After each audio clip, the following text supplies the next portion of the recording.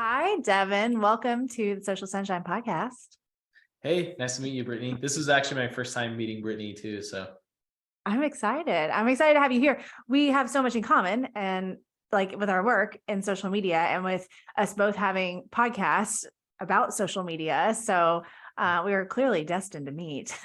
yeah, we But met through social media. That's the I, crazy thing. So I meet everybody through social media. It's so funny. It's like, rarely is it like, oh, yeah, I met you at a soccer game for our kids. Like, no, I'm meeting people through social media. And if I do meet you in tell me if you do this too. If I do meet you in real life first, I would really like to quickly connect on social media so I can learn more about you that way. Cause I don't want to like have to just get to know you in person. yeah, no, when I go to events, so we have like virtual business cards or business cards. I'm like, what's your Instagram? Because then it's like you can see my stuff, I can see your stuff. The awkward thing is if they don't follow you back though, it's like, I thought we had something going. I know, right? We had such a connection. What the hell? Yeah. That's hilarious. No, I feel you on that. Okay, so we're gonna chat all things social media video, but before that, give us a little bit of your background, like as far as what got you into working in this world that we Yeah. work in of social media. No, it's actually a really cool story. So there were three of us. We all started in mortgage. This company called Castle and Cook Mortgage, and we were helping these loan officers with Facebook ads. It's kind of running a joke in mortgage right now because so many restrictions, can't get good leads. But back in the day, like Facebook ads actually performed really well. So we were running these ads. We're using stock imagery. We're using stock videos, and this was before video was a thing. And they just didn't perform that well when we were using stock stuff. So we said, okay, we're going to have you record a video. We did this whole script. We gave it to them. They recorded off a teleprompter. We're like, that was crap. You sounded like a robot. Like there's no emotions in that. So we said, we're going to give you a hook, 3 bullet points, and an outro, and we're going to have you record this. They would record the video. We wouldn't edit it or anything because we didn't have that bandwidth. We'd just go and run it as an ad at the time because the company wasn't started. So we ran it. We got really good leads. We got more leads. It was cheaper. Like it worked really well. We said, so the two guys that started this, they said, well, why don't we start like an ad agency? Why don't we do this for more people? So we ran the ad agency for a while. It's called Biz Growth. And then we transformed the Storyy later. And this guy, he's actually in the mortgage industry, said, I want to be known for like a motivational coach. Like I want to be everywhere. So we were posting like 2 to 3 times for him a day. We were running his podcasts. We still run his podcasts and things.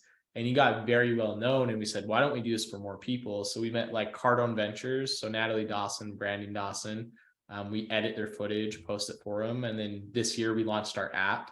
So it's a pretty cool story. It all started from like this idea of, hey, let's do authentic content. And then that's like the way of the future now. Like your real estate really is in the feed. How much of the feed do you own? So Right. Yeah, no, you're so right. That's cool. I mean, it's what a cool story though, like a journey of learning from like this didn't work, and so on. I mean, that's how we get to our best, excuse yeah. me, places. What wait, y'all, okay, but tell me about the app though. Because what y'all are doing is I mean, I've looked at your website. You're going through an app, right? Like you're helping people create videos that way. Yeah, I'm really glad you asked this. So it's really hard, especially, do you know about Chat GDP3 and like everybody kind of heard of it?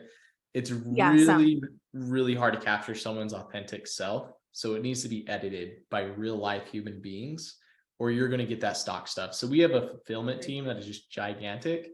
What we figured out is we're going to have one person for everything and be really good at it. One person for time stamping, one person for editing, one person for copywriting. Now we can loop in Chat GPT-3 because it writes better than copywriters do. So they just go and like human proof it on the copywriting side. So the app, what we did this year is because at the beginning we were asking for Google Drive links, Dropbox links, and it's just like so many messes, right? Like, hey, did you get my footage? Hey, like I didn't see anything come through. So our app, you add your footage. It tells you exactly where it is in the process, which team member it's with, if it's in time stamping, QA, whatever it may be. We deliver it back to you through the app, or we can post it for you too, depending on what you want. And then inside of there, we have prompts that we write for you every week. And we are using Chat GTP3. Now we weren't before. We had someone writing it themselves. And it depends on what you want to talk about. If that's social media, real estate, sales, customer service. We give you these ideas that you just record and give back to us. And then it's just all done through there. So you just have to upload your footage and we'll take care of the rest through it.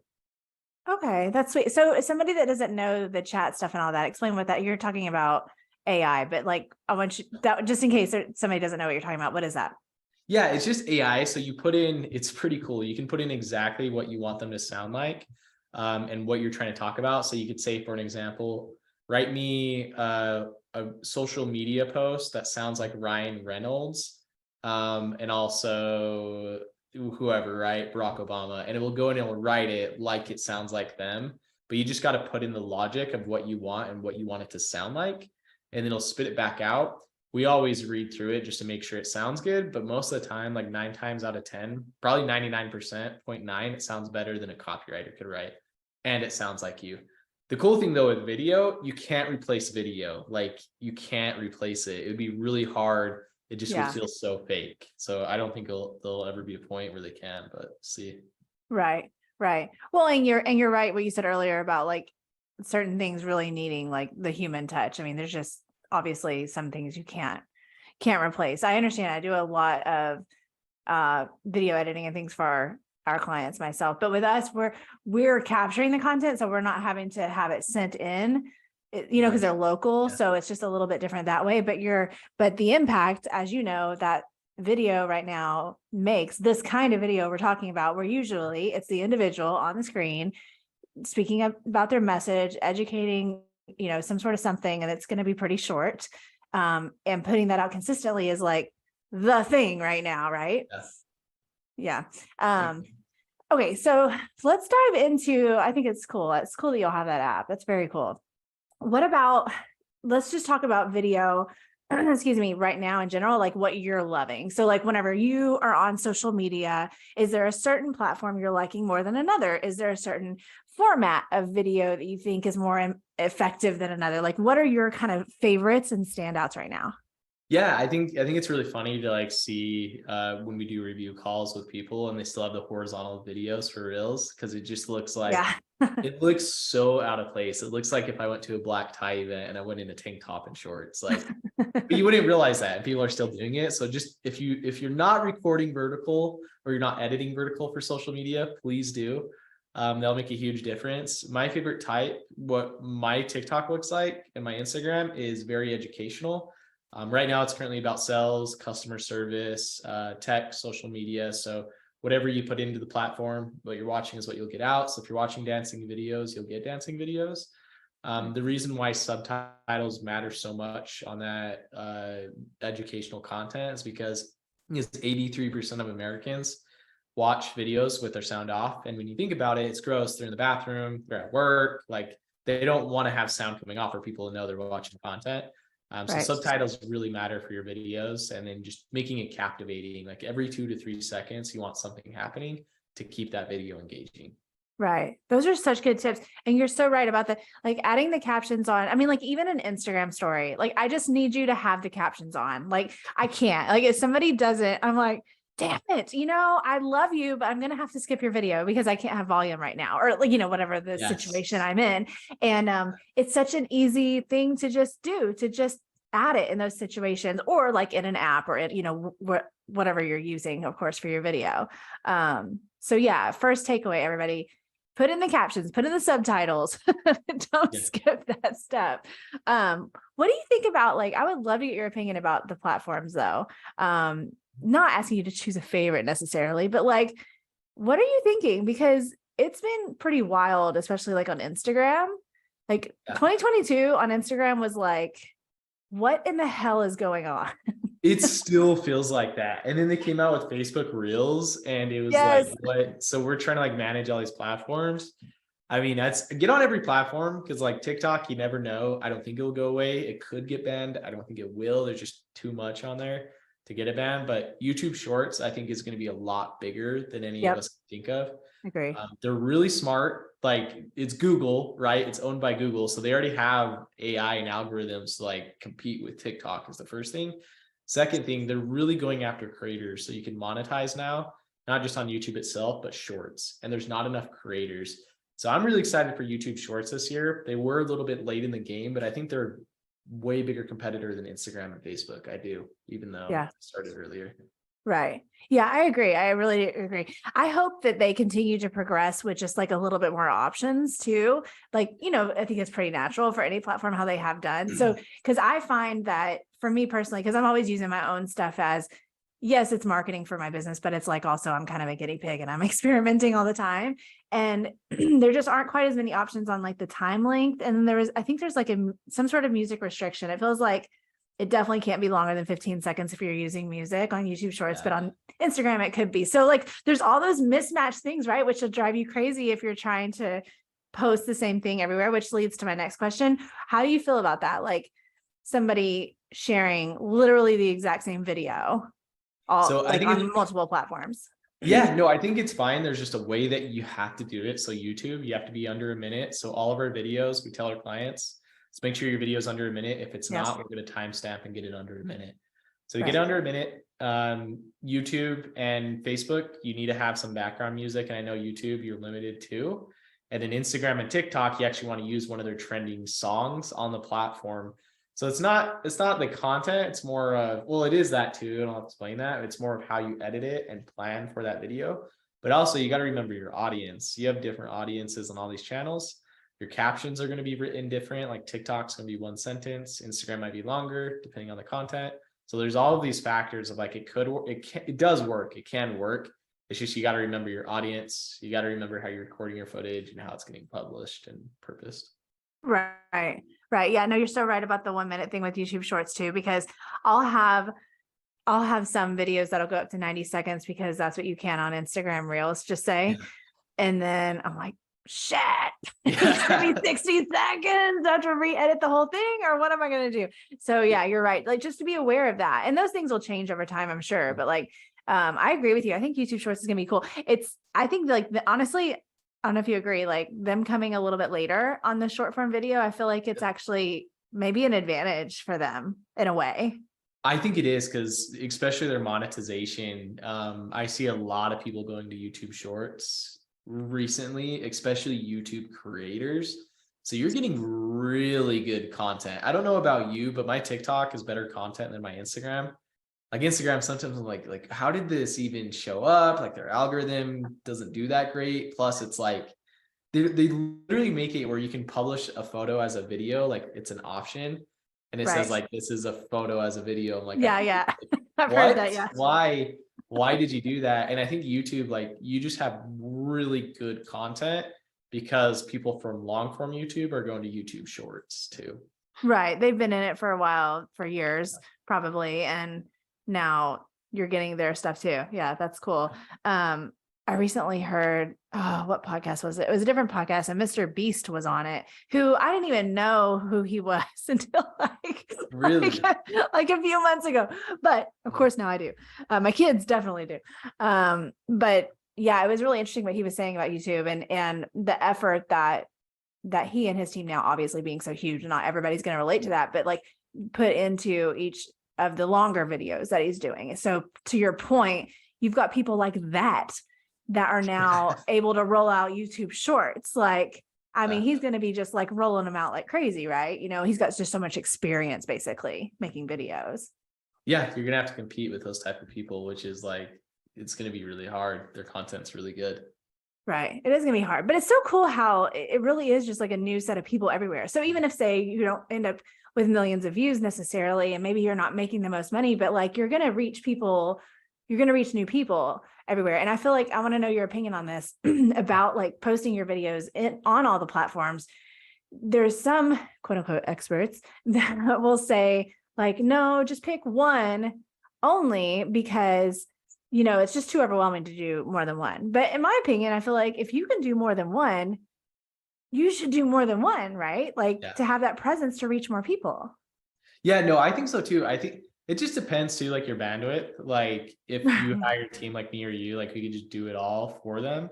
Right. But I think a lot of people say that because it is a lot of work. Even if you use the same video and same caption, you still have to post it. You still have to find the music. Like it's really hard to be on one platform. If you can do it, I'd say get on all of them. But I think a lot of people are saying that just because of like bandwidth issues. But you should be on all of them.